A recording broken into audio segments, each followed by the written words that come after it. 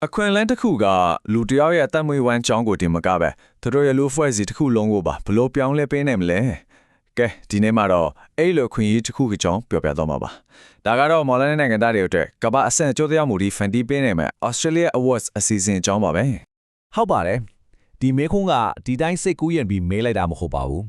တကယ်တော့လေဒါကဒီ Australia Awards အစီအစဉ်တစ်ခုလုံးရဲ့အဓိကနှလုံးသားပဲဖြစ်ပါတယ်လူတယောက်ရဲ့ပညာရေးကနေစလိုက်တဲ့အပြောင်းလဲတစ်ခုကသူ့ပတ်ဝန်းကျင်သူ့လူဖွဲ့စည်းတစ်ခုလုံးကိုဘယ်လိုမျိုးလိုင်းခဲ့ရရိုက်သွားနိုင်တယ်လဲဆိုတာကိုပြောချင်တာပါကဲအဲ့ဒါဘယ်လိုဖြစ်နိုင်လဲဆိုတာစကြည့်ကြရအောင်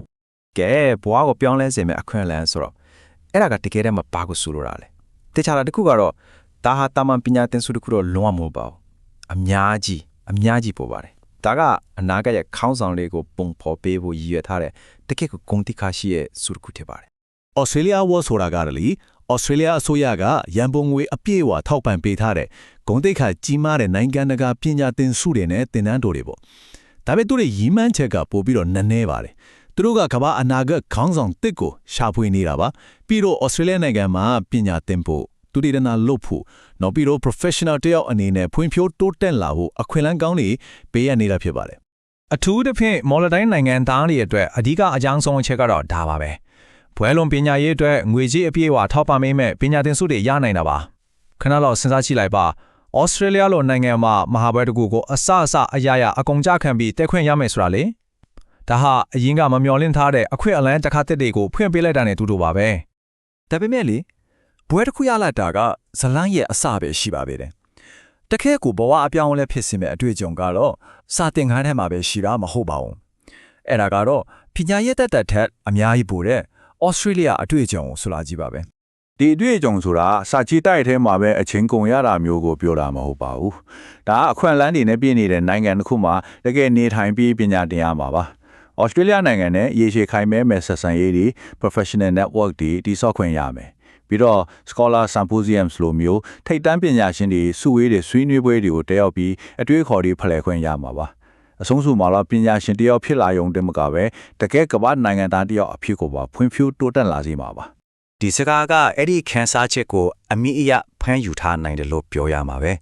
ဒါကပညာလာတင်ပါလို့ဖိတ်ခေါ်တာတက်တယ်မဟုတ်ဘူးရှာဖွေတွေ့ရှိမှုတွေလာလို့ပါယဉ်ကျေးမှုအတက်တစ်ခုတည်းကိုဝင်ရောက်လေ့လာပါဖြစ်နိုင်ချီတွေနဲ့ပြည့်နှံနေတဲ့ကမ္ဘာတစ်ခုတည်းကိုစီးဝင်ဖို့ဖိတ်ခေါ်နေတာနဲ့အတူတူပါပဲကဲဩစတြေးလျမှာအသိပညာတွေအတွေ့အကြုံတွေအားလုံးရပြီးသွားပြီဒါဆိုဘာဆက်ထင်မလဲအခုလာမှာကဒီခရီးစဉ်တစ်ခုလုံးရဲ့အရေးကြီးဆုံးအပိုင်းပါပဲအဲ့ဒါကတော့ရရှိလာတဲ့အသိပညာတွေကိုမိခင်နိုင်ငံမော်လတိုင်းအတွက်တကယ်ကိုလက်တွေ့ကြပြီးရေးရှည်တည်တတ်တဲ့အကျိုးသက်ရောက်မှုဖြစ်ဘလို့ပြန်ပြောင်းလဲပလဲဆိုတာပါပဲဒီအကျိုးတရားမှုဆိုတဲ့စကားလုံးကိုစာထိနေမဟုတ်ပဲလက်တွေမှာဘယ်လိုဖြစ်နေလဲဆိုတာကြည့်ကြရအောင်ဒါကဒီတိုင်းပြောနေတဲ့ခစ်စားတဲ့စကားလုံးတစ်ခုမဟုတ်ပါဘူး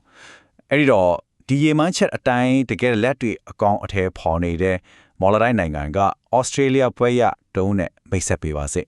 ေသူကတော့ Adil Sharif ပါသူရဲ့ရေမန်းချက်ကရှင်းပါတယ် Moldike နိုင်ငံရဲ့ကျန်းမာရေးစောင့်ရှောက်မှုစီမံခန့်ခွဲရေးကိုပိုကောင်းအောင်လုပ်ဖို့ပါပဲဒါကဒီ Australia Awards ရဲ့မျှော်မှန်းချက်ကိုအကောင်းဆုံးတရုပ်ဖော်နေတာပဲဆိုလိုတာကကမ္ဘာအဆင့်မီပညာရေးနဲ့စွမ်းအားမြင့်တင်ခံလိုက်ရတဲ့လူတစ်ယောက်ကသူ့ရဲ့ရက်ရွာသူ့ရဲ့နိုင်ငံမှာရှိနေတဲ့အရေးကြီးတဲ့စင်ခေါ်မှုတစ်ခုကိုဖြည့်ရှင်းဖို့ပြန်လာတာမျိုးပေါ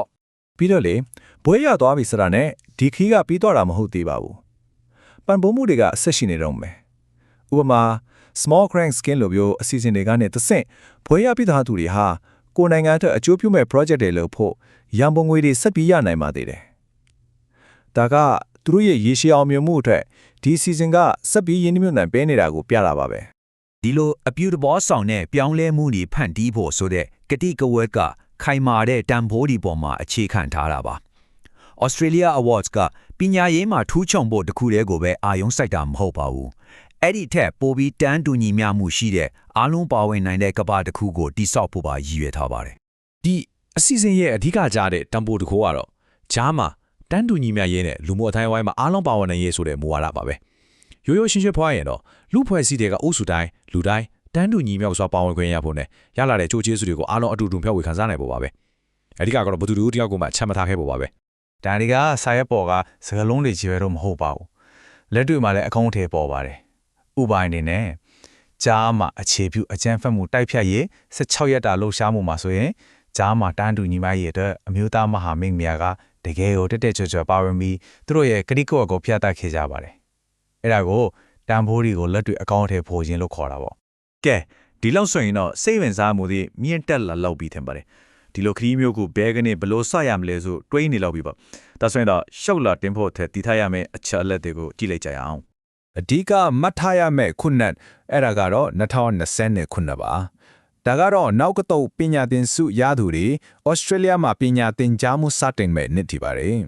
ဟုတ်ပါတယ်အခုကလှူရှားရမယ့်အချိန်ပါပဲ2029ခုနှစ်မှာစတင်မဲ့ပညာသင်စုတွေအတွက်ရှော့လွှာတွေကိုတရားဝင်ဖွင့်လိုက်ပါပြီဒါဟာဘဝကိုပြောင်းလဲစီမဲ့ခရီးစီအတွက်အစပြုဖို့အခွင့်အရေးပါပဲ